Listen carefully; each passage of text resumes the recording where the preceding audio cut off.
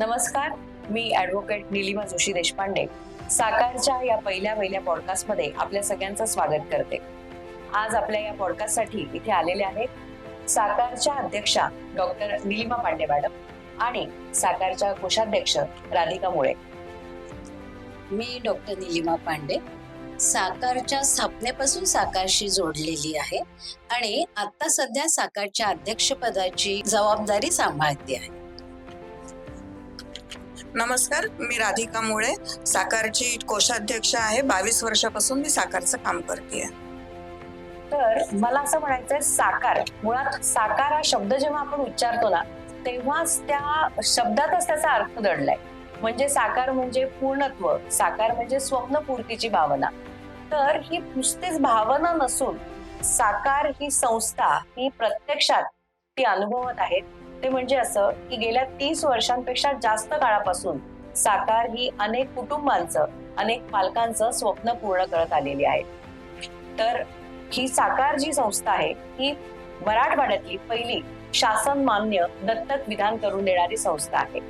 आणि त्याचं जे काय कार्य आहे तर ते सगळं जे कार्य आहे ते सविस्तरपणे जाणून घेण्यासाठी आज आपण इथे जमलेलो आहोत. तर ह्या साकारची जी सगळी माहिती मला मॅडम तुमच्याकडनं ऐकायला आवडेल की साकार जे आहे त्याची सुरुवात कशी झाली.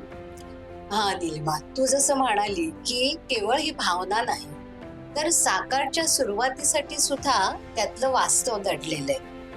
साधारणपणे 1994चा काळ तो असेल की ज्या वेळेला मराठवाड्यामध्ये ज्यांना काही परिस्थितीमुळे अपरिहार्य कारणास्तव स्वतःच्या मुलांचा सांभाळ करता येत नव्हता, त्यांना सुद्धा मुंबई पुण्याच्या संस्थांकडे धाव घ्यावी लागत होती.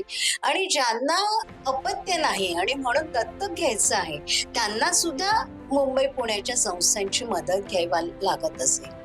आणि मग त्याच्यामुळे ही इथली म्हणजे आपल्या विभागाची, मराठवाडा विभागाची गरज ओळखून आम्ही काही समविचारी व्यक्ती ज्यांना सामाजिक बांधिलकी जपण्याचं भान आहे किंवा ते कर्तव्य आम्ही समजत होतो, ते आम्ही एकत्र आलो आणि खरं तर निराधार बालकांच्या जीवनातला आनंद फुलवण्याचं आम्ही व्रत अंगीकारतो. वा, पण मुळात हे सगळं सुरू होताना या मागचं ध्येय, तर तुम्ही आता म्हणालात की ही गरज जाणवली आणि हे सगळं त्यासाठी सुरुवात झाली. पण पहिलं असं काय कारण घडलं की असं प्रत्येक कुठली संस्था म्हणा किंवा कुठलीही कार्य सुरू होताना एक काहीतरी घटना अशी घडत असते. तर अशी काय घटना घडली किंवा असं काही तुम्हाला आठवतंय का त्या काळातलं की जिथून ही सुरुवात झाली? त्या काळातलं खरं तर कारण असं म्हणजे मुळात मी समाजकार्याचं शिक्षण देत सुद्धा होते आणि समाजातल्या विविध संस्थांमध्ये ज्या वेळेला अशी प्रश्न आम्ही अभ्यासात असू त्यावेळेला हा प्रश्न मात्र सतत भेडसावत होता की एखाद्या कुमारवयीन मातेला जेव्हा तिच्यावर काही अनैतिक संबंधातून प्रश्न निर्माण पडतो त्यावेळेला तिने कुठे जायचं. आणि मग हाच प्रश्न आमच्या त्यावेळेच्या जे मी समविचारी व्यक्ती तुला म्हणले ना तर त्याच्यात डॉक्टर सविता पानट पण होत्या की ज्या त्यावेळच्या इथल्या प्रसिद्ध शहरातल्या अशा स्त्रीरोग तज्ञ होत्या. आणि मॅडमला तर हा प्रश्न नेहमीच जाणवायचा. बरोबर. आणि मग त्यावेळेला आम्ही सोबत होतोच, त्याच वेळेला डॉक्टर महसावजी सुद्धा होते की जे समाजकार्यात रुची असणारे होते. डॉक्टर श्रॉफ होते, त्याच्यानंतर प्रज्ञा देशमुख होत्या, त्यांनी सुद्धा समाजकार्याचं शिक्षण घेतलेलं आणि या विषयाची थोडीफार जाण असलेल्या. मग आम्हाला असं जाणवलं की आपल्याला जे काही समाजकार्य करायचं आहे त्यात आपण या निराधार बालकांच्याच जीवनातला त्यांचा आनंद का फुलवू नये. त्याचबरोबर आम्ही 2 गोष्टी साध्य करणार होतो. जी अडचणीत सापडलेली माता आहे, केवळ समाज हे स्वीकारत नाही आणि म्हणून तिच्यावर ओढवलेल्या प्रसंगात तिची सुटका पण होणार आणि त्याचबरोबर एका निराधार बालकाला सुद्धा चांगलं आयुष्य, चांगलं जीवन मिळणार. आणि म्हणून साकारचं पूर्ण कार्यक्षेत्रच हे महिला बाल विकासाचं ठरतं. अच्छा, म्हणजे खऱ्या अर्थी बघायला गेलं तर ते जे निराधार बालक आहे त्याला एक आपलं हक्काचं घर, स्वतःचं घर मिळवून देण्याचं कार्य हो. साकार ही करून देत आलेली आहे गेल्या 30 वर्षांपेक्षा जास्त काळापासून. जास्त काळात तर मला आता असं विचारायला आवडेल की हे शासन मान्य आपण म्हणतोय की 30 वर्षापासून शासन मान्य.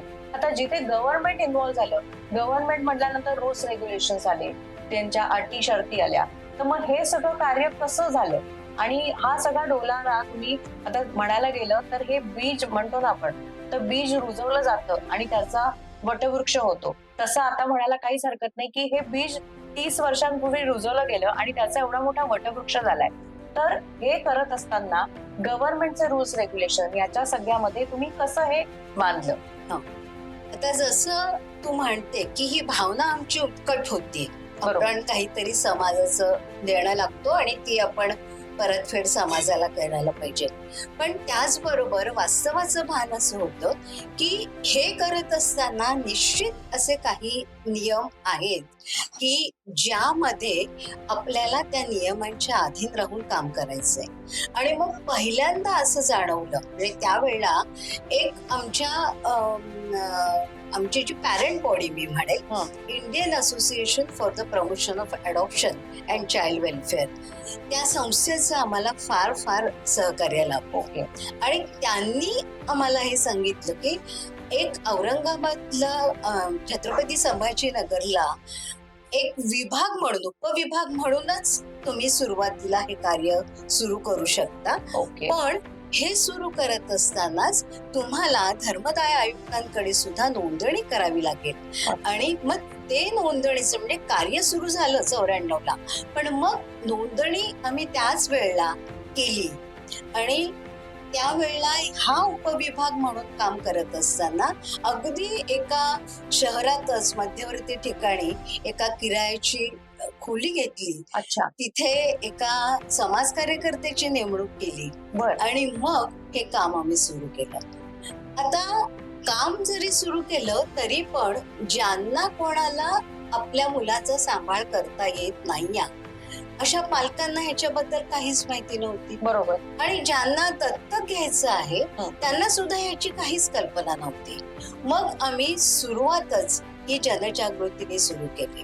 आणि ही जनजागृती त्यावेळेला शहरातल्या स्त्रीरोग तज्ञांकडे आम्ही करायला लागलो.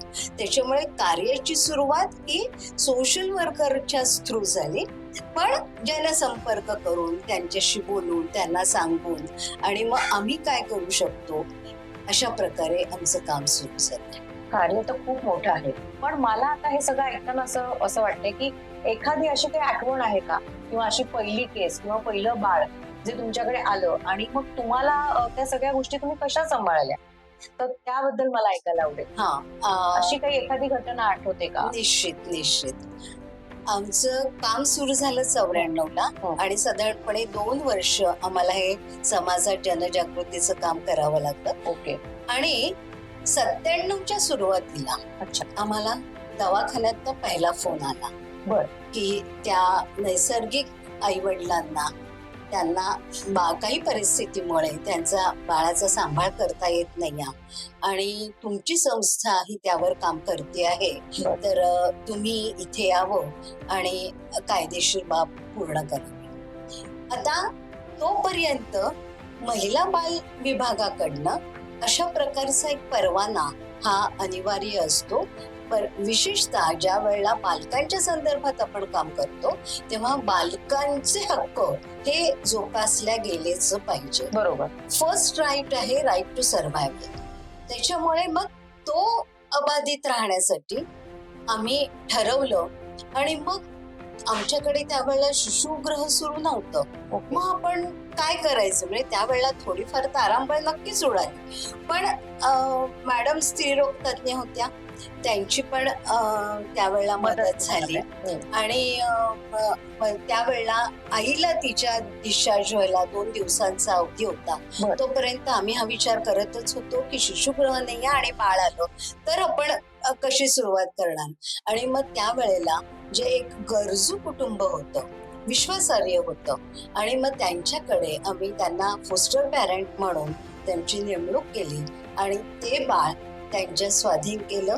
त्यावेळेला एक बॉन्ड पेपरवर त्याची ते देखभाल करणार तात्पुरत्या काळासाठी हे मी करून घेतली फॉर्मॅलिटी, हा उपचार.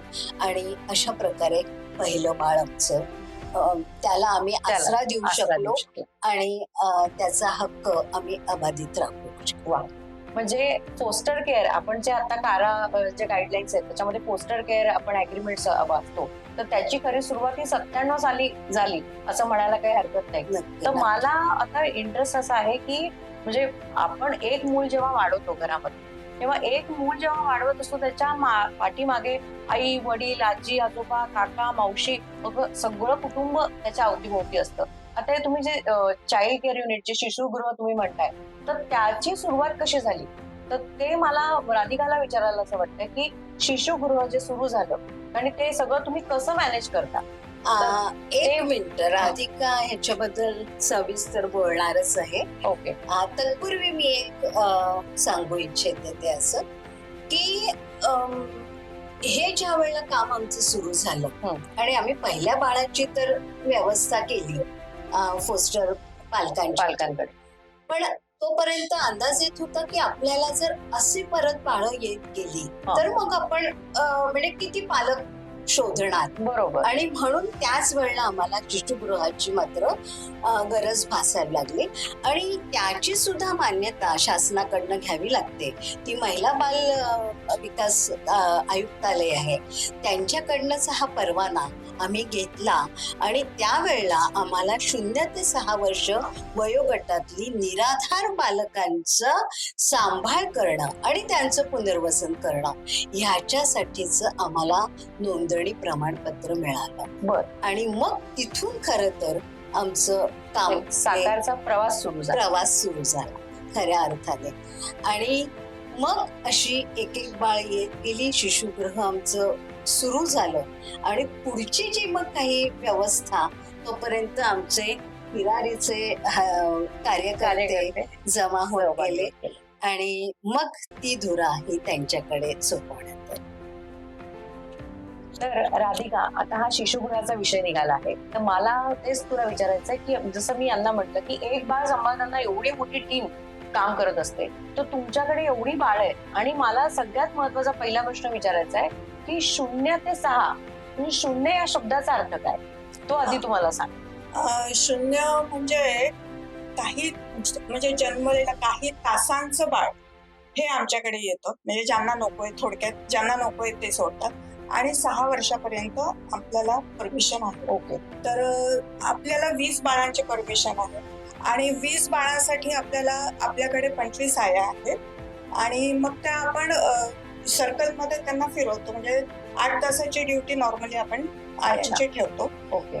आणि मग ते 20 आयांच्या ड्युटीज लावणं हे खूप मोठा टास्क आहे. खरंच मोठा टास्क आहे, कारण की त्यांच्या सुट्ट्या असतात, त्यांच्या आजारपण असतात, त्यांच्या घरचे काही कार्यक्रम असतात. बरोबर. तर त्यांना पुन्हा तिथे, आणि मेन म्हणजे आपल्याकडे येणारी बाळ ही सगळी अगदी कुपोषित असल्यासारखी असतात. बरोबर. त्यामुळे दवाखान्याची ड्युटी हा पण एक मोठा त्याच्यात रोल त्यांचा आहे.